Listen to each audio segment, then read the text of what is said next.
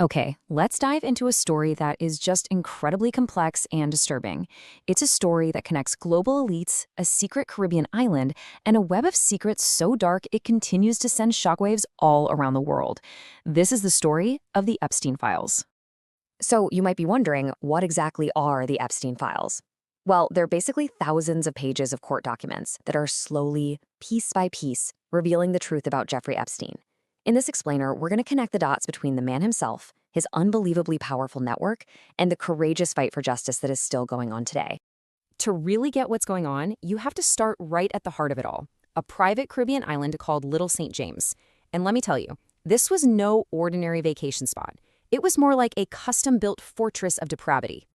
Yeah, this 72-acre property, it wasn't just some luxury retreat. It was the nerve center of a criminal operation hiding in plain sight. From the outside, you might think it's just another billionaire's playground, but the reality was an absolute nightmare. And this is where it gets really, really weird. You look at these details and they paint this picture of a place just designed for total secrecy and control. I mean, a strange temple with no obvious purpose, all those rumors of tunnels, and cameras absolutely everywhere, it all points to something incredibly sinister. And then the FBI finds hormonal medicines during their raid. That just adds a whole other layer of disturbing questions. So, who was the man behind this island? And how in the world did he get so much money and influence? Seriously, how does a person go from being a school teacher to commanding a private island and his own private jet? Epstein's journey from a classroom to Wall Street was just stunningly fast. By getting in with the ultra-wealthy and managing their money, he didn't just build his own fortune. He used those exact connections to build a sophisticated and predatory network, all while hiding behind this mask of legitimacy. And just to give you a sense of the sheer scale we're talking about, get this. Epstein owned a 75,000-acre ranch in New Mexico. That is larger than the city of Orlando. And that was just one piece of his global real estate empire. This wasn't just wealth for wealth's sake. It was the infrastructure for his crimes. It gave him the locations and the cover he needed. But here's the thing, his most valuable asset wasn't really his money. It was his absolutely unparalleled network of powerful friends. His infamous little black book was literally a who's who of the global elite. We're talking politicians, princes, the whole shebang. This is just a tiny fraction of the big names linked to him. And it raises so many questions about who knew what and when they knew it. These connections gave him this aura of being completely untouchable, like a shield built from power and prestige that protected him for decades. And right in the middle of this whole web, the person pulling so many of the strings was Ghislaine Maxwell.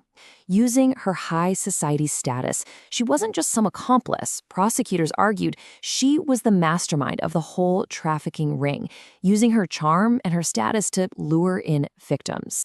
For years, this network worked. It protected him. But then, the incredible courage of his victims finally started to set in motion this long, difficult fight for justice. A fight against a system that, frankly, seemed designed to protect the powerful. Just look at this timeline. It shows a struggle that went on for more than a decade. And that 2008 deal was just a staggering failure of justice. It was a secret agreement that left the victims completely in the dark and basically let a predator walk free after a short, very comfortable stay in a county jail. The contrast here is just night and day. So what changed? Well, what changed was a decade of courageous survivors speaking out and investigative journalism that simply refused to let this story die.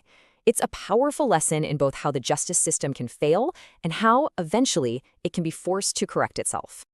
So when Epstein was arrested in 2019, it really felt like this was it, the final reckoning. We all thought the secrets were finally going to be revealed in a courtroom. But his sudden death left us with so many more questions than answers. On August 10, 2019, Epstein was found dead in his cell. Now, the official ruling was suicide, but the circumstances immediately sparked widespread suspicion and conspiracy theories all across the globe. I mean, you can see why people were suspicious. Both cameras outside his cell just happened to malfunction. The 2 guards on duty were asleep, and he'd been taken off suicide watch right before he died. It's a combination of failures so profound that, for many, it's just too hard to believe it was all a coincidence. Now, of course, no amount of money can ever undo the harm that was done. But this figure, $121 million, that's the amount distributed from a fund created by his estate to compensate over 150 of his victims. It's a tangible, if small, measure of accountability. And even after his death, the story is still unfolding, mainly through the release of the Epstein files. In January 2024, we saw the first wave of documents made public, and the fight for transparency is still going strong, with pushes for new laws to get thousands and thousands more pages released. These files are really the key to understanding the full scope of his crime. The fight to expose this entire network continues, and it's driven by this one very powerful belief, that all secrets, no matter how well kept, must eventually come to light. It doesn't matter how powerful the people are who are trying to keep them hidden. And this brings us to the central, unanswered question, right? With so many more files yet to be seen, whose secrets are still waiting to be exposed? What we know now is just the tip of the iceberg. This ensures the Epstein saga and its impact on the world's most powerful people is far, far from over. The search for the full truth continues.